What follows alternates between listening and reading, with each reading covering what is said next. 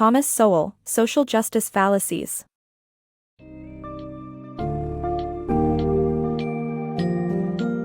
Prepare to delve into Thomas Sowell's Social Justice Fallacies, a book that challenges the dominant narratives around knowledge, decision-making, and social justice initiatives. Throughout this summary, we explore the pitfalls of centralized planning and the perils of ignoring localized knowledge, as elucidated by Friedrich Hayek. From the unexpected consequences of affirmative action policies to the unintended ramifications of price controls, Sowell argues that well-meaning approaches often overlook the complexity of human interaction. Fueled by real-world examples, this book pushes readers to reconsider the roles of elite planners and the oversimplified solutions proposed for societal problems, advocating instead for policies grounded in empirical evidence and community insights.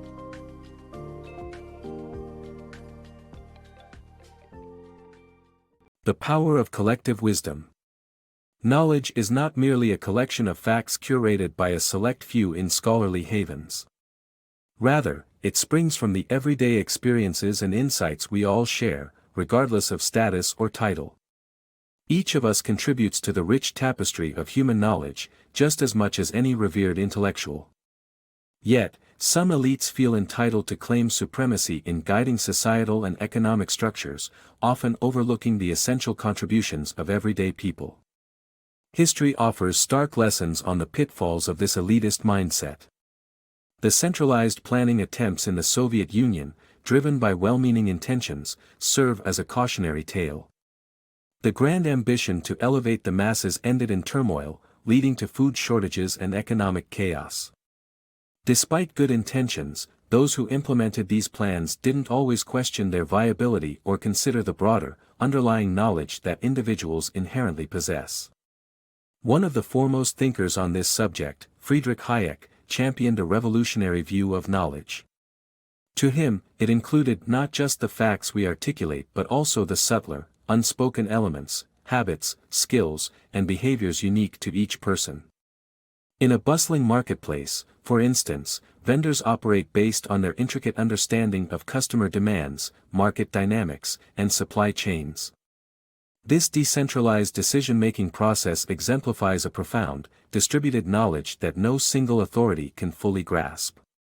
Hayek's critique of centralized control was encapsulated in what he called the fatal conceit, the erroneous belief that a central authority can effectively harness the vast, intricate network of societal knowledge. His insights remind us of the complexity and limitations inherent in top-down decision-making, urging us to appreciate the spontaneous, adaptive interactions of individuals. Consider urban development projects. Ambitious plans aimed at modernization have, at times, displaced families without offering meaningful solutions. Had local communities been engaged, they could have provided invaluable insights into their needs and histories, suggesting improvements that respect their environment while still paving the way for progress. These cases underscore a vital point: ignoring the distributed, localized knowledge of people can lead to misguided policies with far-reaching consequences. As we redefine what true knowledge entails, we must address social justice issues by embracing the collective wisdom and experiences of all community members, setting the stage for more effective and inclusive decision-making in future endeavors. Unintended roads to injustice. The path to social justice is often clouded by good intentions, leading to unexpected consequences. When elite knowledge dictates policies, the outcomes can deviate dramatically from their intended goals.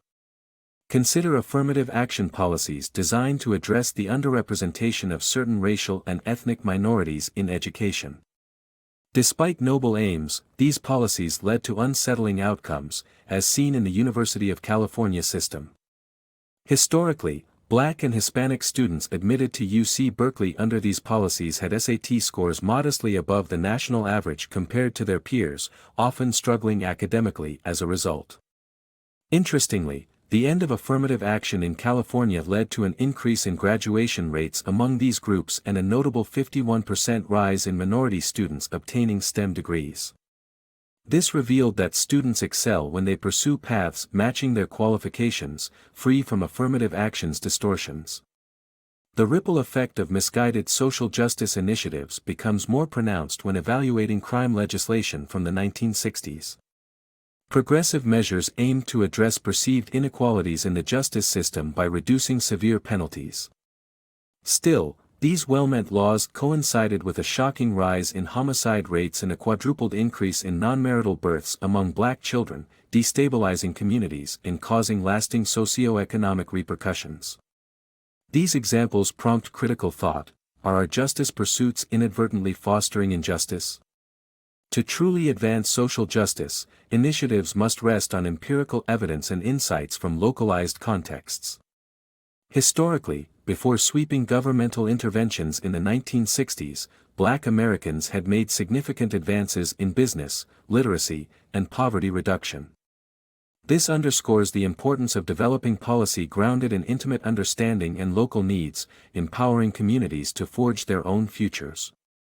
Sustainable progress relies on empathy and adaptability, not merely the imposition of broad, top-down policies. Unseen effects of price controls. Picture this: we yearn for accessible housing and fair wages for all. Yet, implementing governmental price controls often triggers unforeseen consequences that ripple through our economies in unexpected ways. Consider how government-mandated price regulations aim to stabilize markets by controlling the costs of goods and services. However, these actions can disturb the delicate interaction between consumers and producers, creating outcomes contrary to their original intentions. Take rent control, which aims to keep housing affordable. Sounds ideal until landlords, hamstrung by capped rental prices, reduce upkeep on properties due to restricted revenue.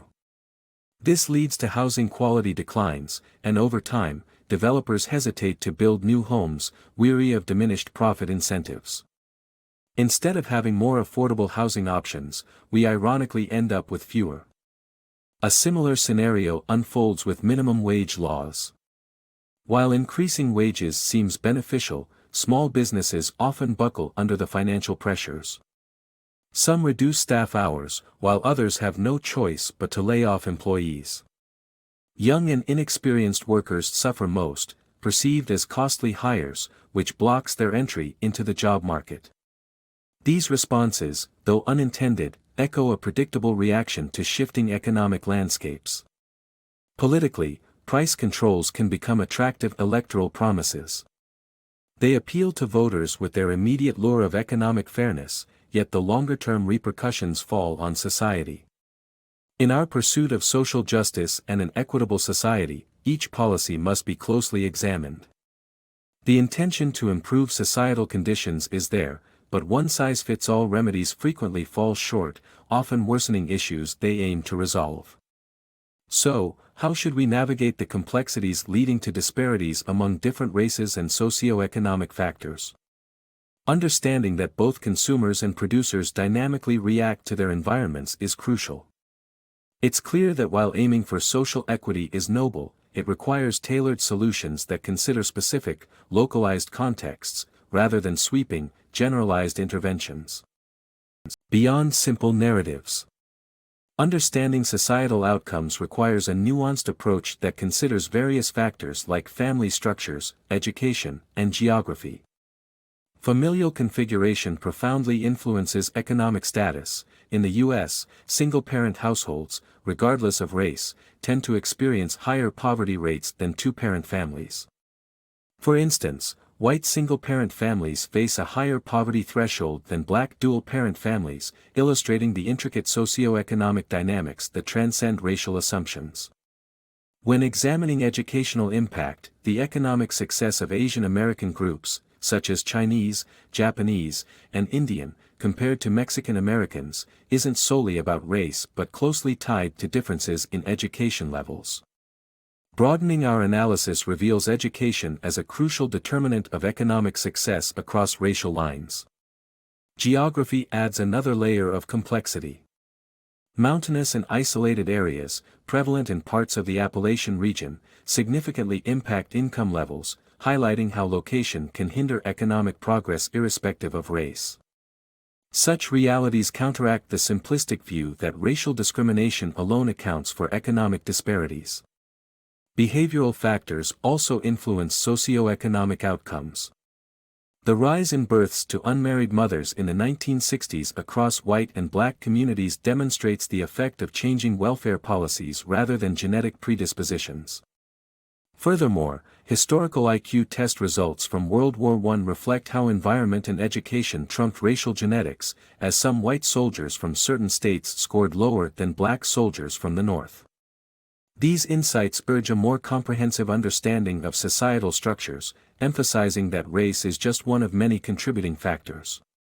Policymakers should embrace a broader perspective, exploring the complex web of forces shaping societies before implementing changes based on limited views.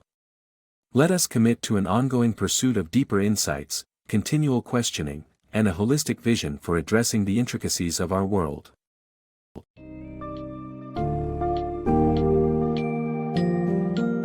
In Social Justice Fallacies, Sowell effectively critiques the oversights and arrogance often inherent in top-down policymaking.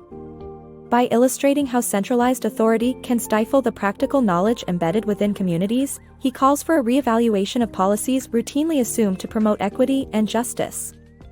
Sowell underscores the importance of recognizing the myriad influences, such as family structures, education, and geography, that shape societal outcomes beyond race.